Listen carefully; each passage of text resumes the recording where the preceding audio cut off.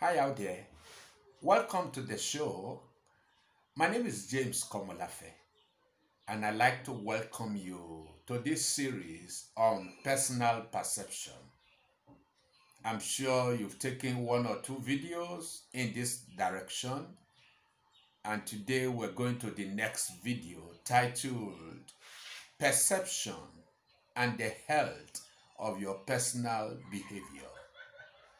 This effort is coming to you from the School of Articulation and Behavioral Alignment Resources, also known as SABA resources.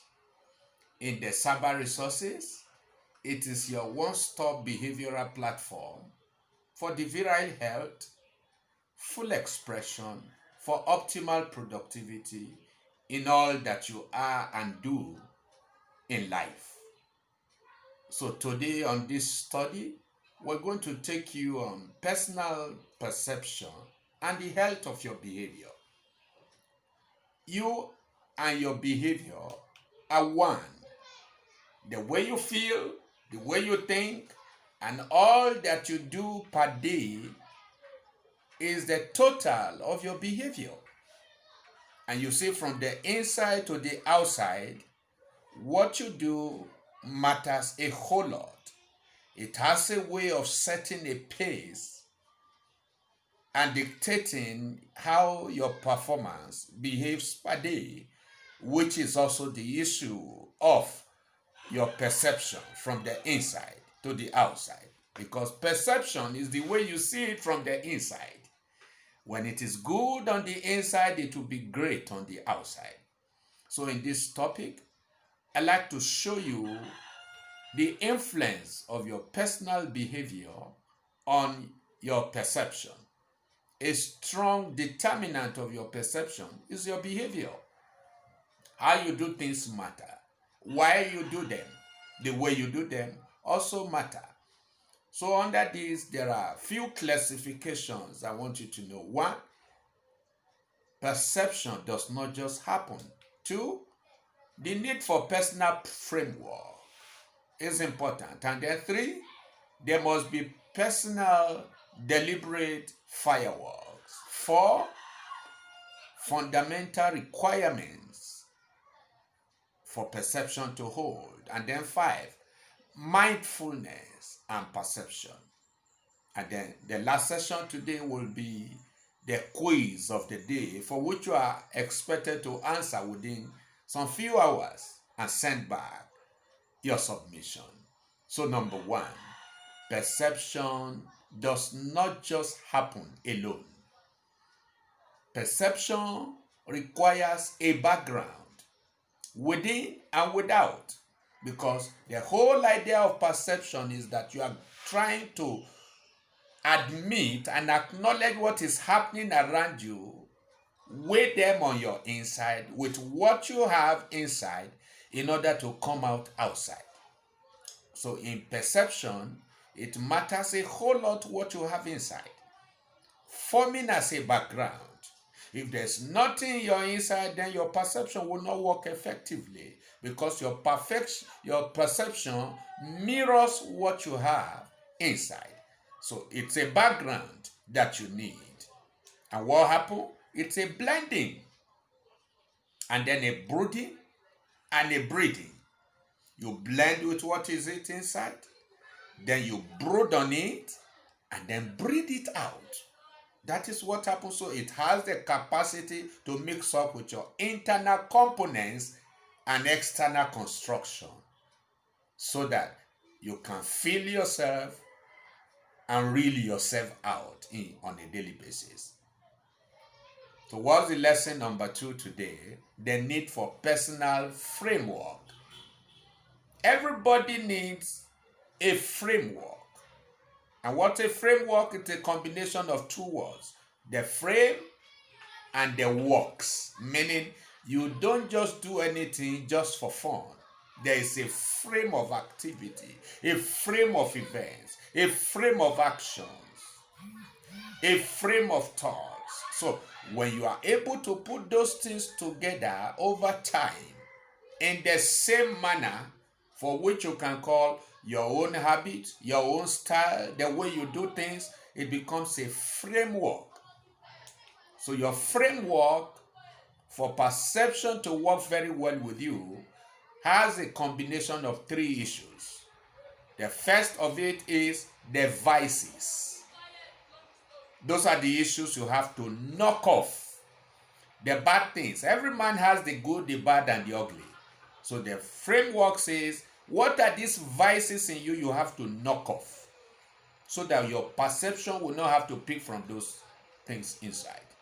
Then the second thing is the values. What are those values? The sense of importance. What matters to you as an individual that you have to knock up so that they can come up in you. And then the third is the virtues. What are those virtues you have to knock in so that you can complement your values with them? And it is then you can have a proper foundation for your perception to work part time. So it's very vital.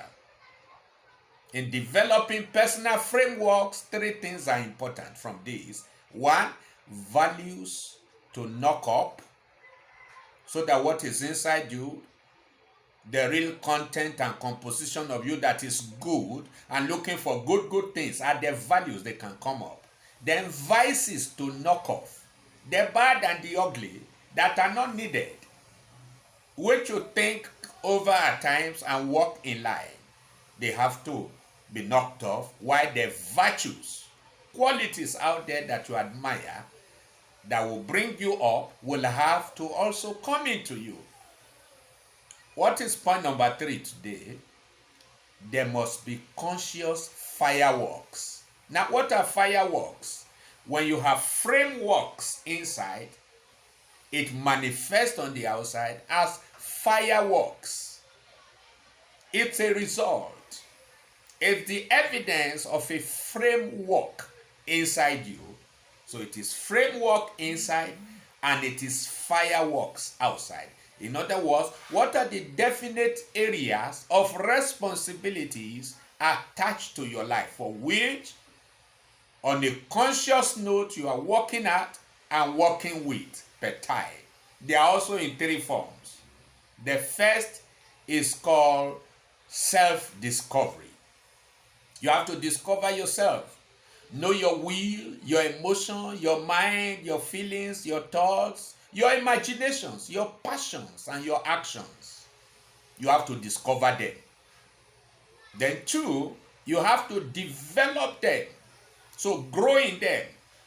You will have the good, the bad, and the ugly experiences. Pick the vital lessons of life from them as you grow them. There are lessons of life to be taught, and there are some others that are to be caught. So pick those life lessons per time. And then number 3 is deployment. You show prompt submission to those issues about yourself. And that takes what we call dual engagement, where you engage yourself inside by allowing them simply to function, and then engage them outside as well. Because there are some of these things you discover about yourself that are inside, and there are those that are outside. Engage them consciously. When you do that, you are cooperating with your perception to work well and to be able to interpret issues around your life per time. So very vital. In your fireworks, there are 3 issues. 1, discovery. You need to know yourself inside out. 2, development. You need to grow yourself that you know too well. And then 3, deployment. You need to show yourself and engage those faculties inside you and outside you. So what does that portend? Be quick to hear, slow to speak, slow to taking decisions, even while you are taking your observations. Their world of difference. Be quick to imagine, quick to think, but when it comes to responding, please, you have to be slow so that these procedures can take its toll from your inside to the outside. So what's the 4th lesson we are picking from this video? It is a fundamental requirement. And what is the fundamental requirement here? It is the gift you give yourself called the gift of personal presence. Many of us miss out on our personal presence. We could be present in people's program, people's agenda, people's program, takes our activities and our schedules, but we are never present at our own personal lives. So what is the gift of personal presence to yourself? It is your capacity to understand yourself and the workings around your life now. So when you are present, you are aware of yourself. And that right now. You are aware of what is happening inside. You are aware of what is happening around you outside. You are not just an outside person. You are able to reconcile what is going on inside you with what is also happening to you at this moment. That's the gift of a presence. You are aware. You acknowledge yourself. You admit yourself for who you are and the processes and procedures happening in your inside and around you, you're flowing with them. So in the gift of presence to yourself, what do you come to understand? One, you acknowledge who you are. Your strength, your weaknesses, your opportunities, and your threats, they are all before you. You are not shying away from them. Two, you know what you have and what you possess. And then three, you allow them to function. They are at work. You are not trying to just turn the other side away from the reality of yourself. Where you are strong, you know you are strong. Where you are weak, you also know that you are weak. You are not trying to hide things from yourself because you know yourself too well, and for what you are and what is happening around you, you know everything and you can spell them out in ink and paper. That's when you are real. That's when you are original.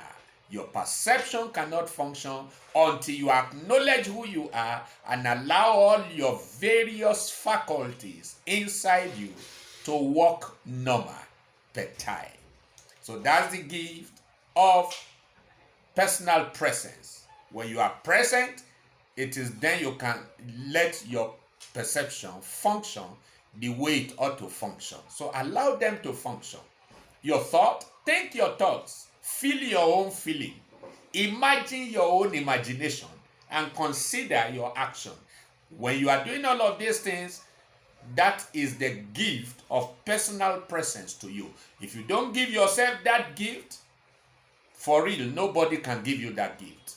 So you need to celebrate yourself, acknowledge yourself, like yourself, if I may borrow that language. When you don't like yourself, then you will never accept what is coming out, even from yourself. So perception cooperates with the you that you like in order to reel out answers to issues within you and around you over a specific time period. So what's the fifth lesson today? It is the major issue having to do with mindfulness and perception. So what is mindfulness? It's close to personal presence. In mindfulness, you are focusing on your mind. What is going on in your mind takes your attention so that you can clear your mind where you need to clear it, so that you can clarify issues where you need to clarify issues. So you need the gift of a presence and then to be mindful of what is happening to you now. So in mindfulness, you entertain what we call positive distraction. You distract yourself deliberately in order to engage yourself in something you find meaningful. That is mindfulness. It is your capacity to pay specific attention in a particular way on an issue that is of concern to you now. You are not judgmental. You only make up your mind to gain insight and foresight without having to take rash decision. In mindfulness, you are able to sit with yourself and think before you talk. Think before you act. You come to internal awareness about yourself. It's a time you take a break from the regular in order to fix your attention and gaze on the irregular. It is your conscious work with yourself through mindfulness that helps your perception to be able to pick vital details from your inside in order to answer questions outside per time. So in mindfulness, you are given the opportunity and ability to go through some painful thoughts and gainful thoughts and feelings at the same time in order to produce a balanced you. So very vital.